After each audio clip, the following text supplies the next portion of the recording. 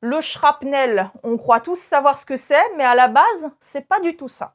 Aujourd'hui, ce qu'on appelle un shrapnel, c'est basiquement un éclat d'obus, de grenades ou d'engins explosifs. Et malgré la sonorité du mot, on dit pas ein Shrapnel, c'est pas allemand du tout. Le mot vient de l'invention de Henry Shrapnel, officier d'artillerie anglais. Il invente à la fin du XVIIIe siècle un nouveau type de munition pour réduire en bouillie son adversaire de manière plus efficace.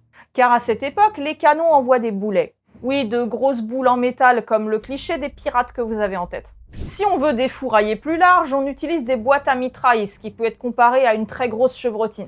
Alors ça marche bien, mais seulement à courte distance. C'est là que Henry Shrapnel arrive avec son idée.